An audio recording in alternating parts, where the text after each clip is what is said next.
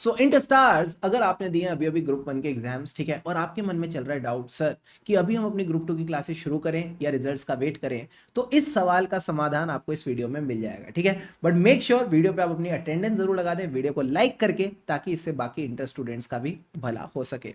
So without much ado let's begin with this video. सबसे पहले मन में एक बहुत बड़ा सवाल आ रहा है, सर ग्रुप वन के एग्जाम्स तो कंप्लीट हो गए बट समझ में नहीं आ रहा अभी क्या करें, व्हाट शुड वी डू। तो अगर आपके एग्जाम्स अच्छे गए हैं, ठीक है, आपको लगता है यार आप हर सब्जेक्ट में अराउंड 50-60 मार्क्स स्कोर कर लोगे, देन डेफिनेटली किस बात की देरी है, आपको आराम से ग्रुप टू के साथ स्टार्ट कर देना चाहिए, ज्यादा सोचना नहीं चाहिए, ठीक है सर। अब आते हैं मेन मेजॉरिटी ऑफ स्टूडेंट्स, ठीक है। अगर आपको लगता है कि भाई मेरे एग्जाम्स उतने अच्छे नहीं गए, ठीक है, तो अगर ऐसे केस में ना आप थोड़ा एनालाइज करो, देन यू नीड टू बाबा analyze your question paper. Question paper analysis का मतलब है आप थोड़ा देखो कि आपके एमसीक्यूज में कितने मार्क्स बन रहे हैं। अगर आप एमसीक्यूज में अराउंड 15 to 16 मार्क्स स्कोर कर पा रहे हो, देखो पेपर अच्छा नहीं गया तभी मैं सोच रहा हूँ, मान लो 15-16 मार्क्स स्कोर कर पा रहे हो, तो अब जो बचा हुआ डिस्क्रिप्टिव पेपर है उसमें देखो क्या इतना आपने ठीक किया कि वहां पे 25-26 मार्क्स बन सकते हैं कि नहीं। अगर वहां पे 25-26-24 मार्क्स बन रहे हैं, तो मैं आपको बताऊं ना, फिर आपके चांसेस है पास होने के। और सर गेम बड़ी सिंपल है, और अगर आप ग्रुप वन पास हो गए, ठीक है, अगर आप उस टाइम पे ग्रुप वन पास हो गए और आपने ग्रुप टू की क्लासेस स्टार्ट नहीं कर रखी होगी ना, तो सर बड़ी दिक्कत आएगी। मैंने कहा दिक्कत क्या आएगी, 2 महीने के अंदर अंदर ग्रुप टू की क्लासेस भी कंप्लीट करनी पड़ेंगी, उसको रिवाइज भी करना पड़ेगा 2 से 3 बार, और कहीं ना कहीं फिर एक कंफर्ट लाना पड़ेगा कि भाई जनवरी में एग्जाम दे पाऊं। That will become a challenging process, क्योंकि आप ऐसा समझो 2 महीने का जो पीरियड है वो तो यार क्लास कंप्लीट करने का पीरियड है, रिवीजन के लिए टाइम कहां से लाओगे। So that will be a major challenge for you. तभी मैं आपको कह रहा हूं, अगर आपको क्वेश्चन पेपर एनालाइज करके ऐसा लग रहा है कि पास हो सकते हो, कहीं ना कहीं किसी ना किसी तरह 40-45 नंबर बन सकते हैं एमसीक्यूज और डिस्क्रिप्टिव को यूज करके, फटाफट अपनी ग्रुप टू की प्रिपरेशन के साथ स्टार्ट कर दो, ठीक है sir.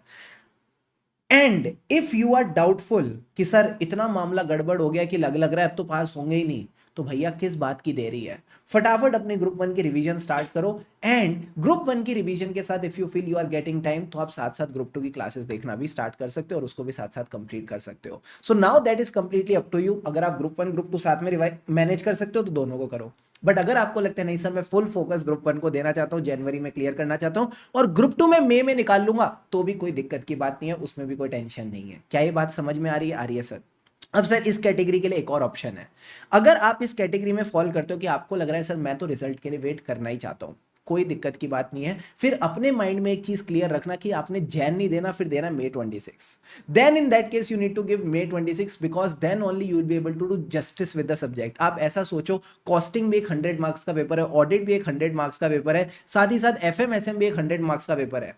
And considering the level of exams, जिस तरह के आईसीआई पूछ रहा है, आपने ग्रुप वन में ये चीज देख ली होगी कि भैया यहाँ पे अगर आप ऊपर ऊपर से पढ़ के जाओगे ना तो मजा नहीं आएगा। प्रॉपर आपको क्लासेस कंप्लीट करनी, ताकि आपको एक कॉन्सेप्चुअल अंडरस्टैंडिंग मिल सके, आप क्लासेस के साथ प्रॉपर क्वेश्चंस की प्रैक्टिस कर सको, टेस्ट वगैरह दे सको, जिससे कॉन्फिडेंस आए। एंड उसके बाद मिनिमम 2 रिवीजन्स तो कहीं नहीं गए, मिनिमम 2 रिवीजन्स तो आपने देनी है।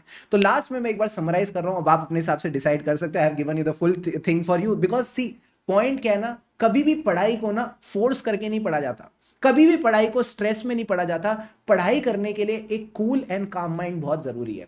तो जब आपके अंदर वो क्लैरिटी होगी ना कि भाई मैं अब, अगर देखो सिंपल सी बात है, अगर अब आप ग्रुप टू स्टार्ट कर रहे हो, then you need to be focused for group two and give group two in January exams. फिर कुछ भी रिजल्ट आए ग्रुप वन का उससे फर्क नहीं पड़ता, आपने ग्रुप टू तो जैन में देना ही देना है, बिकॉज आपका फ्लो बना रहेगा, आप अच्छा परफॉर्म कर लोगे। तो आपको अपने माइंड में ना एक क्लैरिटी जरूर रखनी है, जब तक वो क्लैरिटी होगी तब तक आपको कोई दिक्कत की बात नहीं है, फिर कोई प्रॉब्लम आने नहीं वाली। सो लास्ट बार एक बार बता रहा हूं, अगर आपको लग रहा है एग्जाम अच्छे गए हैं, ठीक है, आपके हिसाब से एग्जाम अच्छे गए, तो मैं बता रहा हूं आप पास हो जाओगे, कोई दिक्कत की बात नहीं है। आपको फटाफट अपने ग्रुप टू के साथ स्टार्ट कर देना चाहिए। बट अगर आपको लगता है कि नहीं उतने अच्छे नहीं गए, तो भैया क्वेश्चन पेपर का एनालिसिस कर लो, इट्स हाई टाइम, ठीक है। अगर आपको वहां पे लग रहा है 40s 50s किसी ना किसी तरह बन सकते हैं, अगेन ग्रुप टू के साथ स्टार्ट करो। बट अगर लगता है बिल्कुल ही पॉसिबल नहीं है, तो दोस्त ग्रुप वन को वापस रिवाइज कर लो, आपका टाइम प्रीशियस है, इस टाइम को अच्छे से यूटिलाइज कर लो। क्या ये बात समझ में आ रही है सर। अब जो बच्चे ग्रुप टू के साथ स्टार्ट करने वाले हैं, मैं उनको फ्लो ऑफ सब्जेक्ट्स बता देता हूं कैसे आपने चलना है। आपने एक टाइम पे तीनों सब्जेक्ट्स, ये मेरा पॉइंट ऑफ व्यू है, अब आपको लगता है कि मेरे को 3 सब्जेक्ट एक साथ करना है, एफएम भी करना है, कॉस्टिंग भी करना है, ऑडिट भी करना है, एसएम भी करना है, मैं सब साथ में संभाल सकता हूं, मेरी तो बस की नहीं है, ठीक है। मेरे को ऐसा लगता है एक टाइम पे 2 सब्जेक्ट तो अच्छे से संभाल लूंगा, उसके बाद मैं बाकी सब्जेक्ट उठाऊंगा।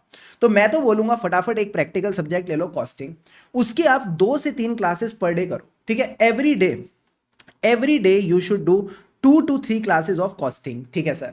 एंड साथ साथ थ्योरेटिकल में आप एक सब्जेक्ट पकड़ सकते हो, दैट इज ऑडिटिंग। उसकी आप हर रोज एक क्लास करके चलो। इससे क्या होगा, आपका कॉस्टिंग फटाफट कंप्लीट हो जाएगा। अराउंड लेट से 100 लेक्चर्स है कॉस्टिंग के, या मान लो 90 लेक्चर्स है, तो जो चीज आप 3 महीने में कंप्लीट करने वाले थे वो आपकी अराउंड 40 डेज में कंप्लीट हो जाएगी, ठीक है सर। उस 40 डेज के साथ साथ आप ऐसा भी कह सकते हो, क्योंकि ऑडिट के अराउंड 65-70 लेक्चर्स रहेंगे, तो आपका 2/3 ऑडिट भी कंप्लीट हो जाएगा। एंड जैसी कॉस्टिंग कंप्लीट होता है, आप कॉस्टिंग को एफएम से रिप्लेस कर देना। जैसी ऑडिट कंप्लीट होता है, आप इसको स्ट्रेटेजिक मैनेजमेंट से रिप्लेस कर देना। और मैं बताऊं ना, ऐसे आपके लिए चीजें बहुत हल्की रहेंगी। आपको कहीं ना कहीं एक टाइम पे सिर्फ 2 ही सब्जेक्ट्स मैनेज करने पड़ेंगे, तो आप इन दोनों सब्जेक्ट्स के साथ प्रॉपर जस्टिस कर पाओगे, क्लासेस के साथ साथ प्रॉपर रिवीजन कर पाओगे, रिवीजन के साथ साथ प्रॉपर क्वेश्चंस की प्रैक्टिस कर पाओगे और टेस्ट वगैरह दे पाओगे। तो फायदा क्या होगा, जैसे जैसे क्लासेस करते जाओगे उसी के साथ आपकी पहली रिवीजन भी हो जाएगी और पहली टेस्ट की प्रैक्टिस भी हो जाएगी। क्या ये बात समझ में आ रही है? आ रही है सर। एंड आपने कोशिश करनी है, जितनी भी आपकी क्लासेस हैं, आप टारगेट ले लो नवंबर एंड तक मुझे इनको कंप्लीट करना है। I need to complete my classes by November end, max to max December first week, ताकि आपके पास मान लो 30-40 दिन जो बचे, तो उससे आपकी फर्स्ट रिवीजन और सेकंड रिवीजन भी आराम से कंफर्टेबली हो जाए। आप फर्स्ट रिवीजन में हर सब्जेक्ट को around 7 to 8 days, 8 to 9 days आराम से दे पाओ। एंड सेकंड रिवीजन में आप हर सब्जेक्ट को 4 से 5 दिन प्रॉपर्ली दे पाओ। एंड ट्रस्ट मी, अगर आप इन चीजों को प्रॉपर्ली फॉलो करते हो, आप कंफर्टेबली ग्रुप 2 के लिए प्रिपेयर भी कर लोगे और जनवरी एग्जाम्स क्लियर भी कर लोगे। क्या ये बात समझ में आ रही है? आ रही है sir. So that's it from my side. अगर मेरा कोई छोटा भाई बहन भी होता तो मैं भी उसको ऐसे ही गाइड करता जैसे मैंने आपको इस वीडियो में गाइड किया है। नाउ यू पीपल आर समझदार इनफ, आपने फाउंडेशन भी निकाला, अभी इंटर के ग्रुप 1 एग्जाम्स भी दिए हैं। जैसा आपको ठीक लगता है वैसे आप आगे बढ़ सकते हो। बस मैं इतना बोलूंगा, टाइम वेस्ट मत करो, ठीक है। This time is very precious, इस टाइम को अच्छे से यूटिलाइज करो, एकदम अच्छे से आगे बढ़ो। ऑडिट की अगर मैं बात करूं, मैंने ऑडिट के बैचेस के रिगार्डिंग एक वीडियो डाली थी। अगर आप ऑडिट के बैच एनरोल करना चाहते हो, you can definitely watch that video, ठीक है। आप एग्जाम ओरिएंटेड बैच के साथ जाना चाहते हो, रेगुलर बैच के साथ जाना चाहते हो, उस वीडियो को आप एक बार देख सकते हो। उस वीडियो का जो लिंक है वो भी मैं आपको डिस्क्रिप्शन में दे दूंगा। Do watch that video to get good clarity about our audit batches, ठीक है। So thank you so much everyone, I hope this video was useful. If it was, do give it like, ठीक है। Comment करके आपके मन में कोई भी और चीज आप शेयर करना चाहते हो, कुछ अब डिस्कस करना चाहते हो, you can ask in the comments.